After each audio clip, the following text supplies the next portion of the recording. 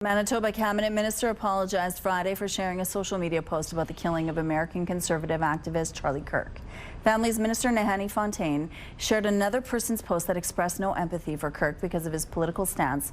Fontaine removed the post shortly after, and Premier Wab Kinew says she will remain in Cabinet despite public cries for her to step down.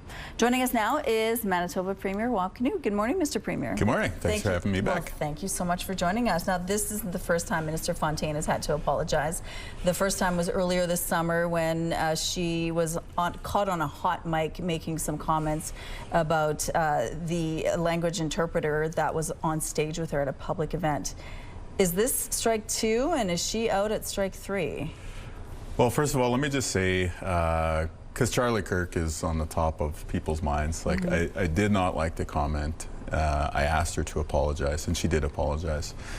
So for me, I want us to be, as a government, your provincial government, I want us to be a force to de-escalate, to take the temperature down. And that's why weighing in this way, I think, was a mistake, and why I did ask for that apology to happen. And I'm glad that it did happen, because really, when we're talking about a killing, we're talking about violence, there's no place for that in our democracy.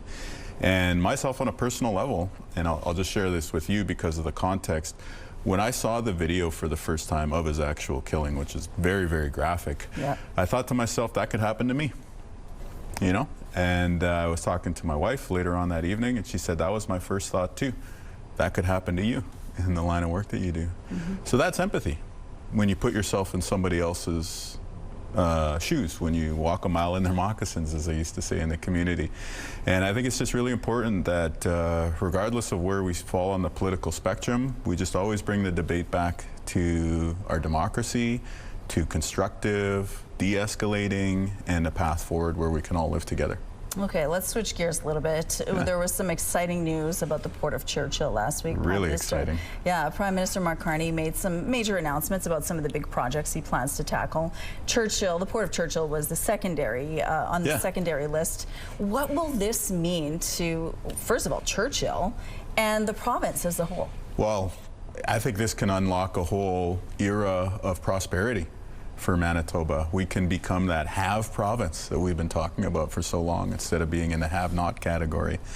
And we know Western Canada is such a strong engine for the Canadian economy, right? Alberta, Saskatchewan, our minerals, our agricultural products here in Manitoba.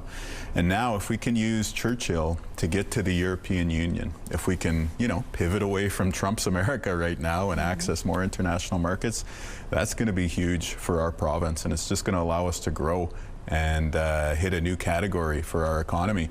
So for me to hear the Prime Minister talking about it, it's really exciting, because I don't know when the last time you've heard a Prime Minister talk about Manitoba having a project of national importance. Like, you might have to go back to the railroads being built, right? Or you might have to go back to Manitoba joining Confederation, right? To actually find a time when the federal government was this excited about our province. So for us, we got a lot of work left to do. We're not at the finish line yet. We're at the very start of this process. We're going to have to make sure the Indigenous nations continue to partner with us in a good way. We got to cultivate that relationship with the federal government. And most importantly, we need the private sector to come on board and lead this sort of investment. So that's really going to be a big focus for our government over this fall, is to really move the ball forward here. You heard Prime Minister Carney talk about coming here for the Grey Cup.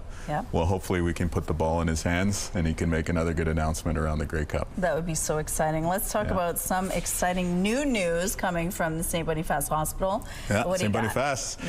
So we're adding a new clinic. People who've been able to access, you know, the clinics at the Misericordia, and the Victoria, and the Grace Hospital, and HSC. Well, good news, now we're adding one at St. Boniface too. So obviously there's a whole hospital and emergency room, but maybe you're not at that level of sickness or injury where you need to see an ER doc. Maybe you just need a prescription or just some advice on something over the counter. Maybe it's just a smaller injury, bad poison ivy, right? Like coming out of the camping season where we all are, something like that. Tomorrow we're opening a new clinic at the St. Boniface Hospital, and it'll be open every day of the year, 365 days a year. One more option for healthcare, a little bit closer to home, another access point so you can skip the waiting room of the ER. when it's appropriate. Okay, we're almost out of time. I don't know if someone told you our question of the day. It was your favorite made in Manitoba movie. What you got? Okay, so here's my 2 immediate thoughts. One, I have a friend who was punched out by Stifler in the movie Goon, so I always like that one just because it's funny to tease my buddy. But honestly, the Hallmark movies, once the snow falls here, you know, any one of those ones that are shot in Winnipeg, I'll be watching as we get to the holiday season. Probably me too. Well, thank you, Mr. Premier, for your time today again. We appreciate it.